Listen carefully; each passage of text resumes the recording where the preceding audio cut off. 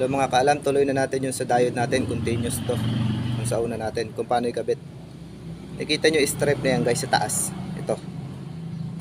Ito yung stripe na yan. Ito papunta sa positive ng ilaw. Ayan, mahaba na yan. Tugtungan nyo ng wire papunta sa positive ng ilaw. Mga fog light nyo, laser gun, mini driving light sa positive.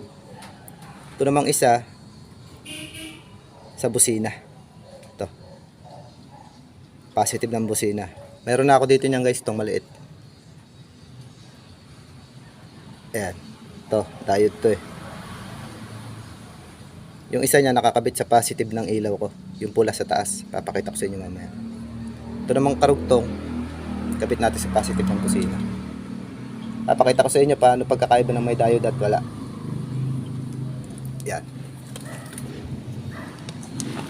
Susi natin. Busina natin. Busina siya. Ilaw. Buksan natin yung ilaw. Kung bubusina ba. Hindi siya bumubusina. Dahil sa diode. Hindi na dumidiretso yung kuryente rito.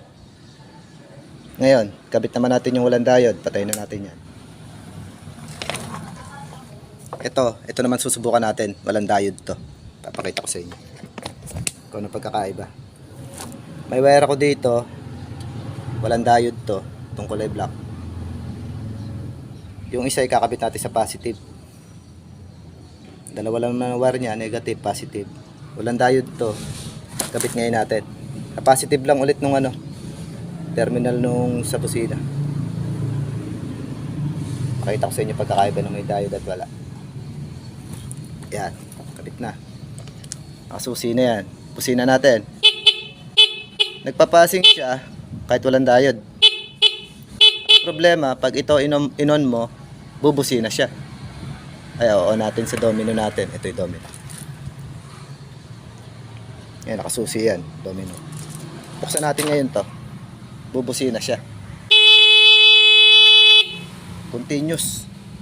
Hindi tulad nito nung may diode, kahit i-on mo siya, hindi siya bumubusina. Hanggang dito lang muna guys, tuturo ko naman sa inyo mamaya. Next time pala, paano naman magkabit ng relay sa busina. Paano ikabit yung relay na 4-pin.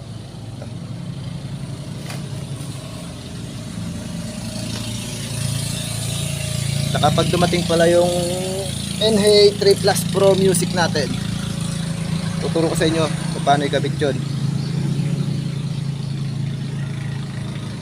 Ito yung relay natin, 4-pin. Tuturo ko sa inyo paano siya ikabit sa busina na may passing. Thank you.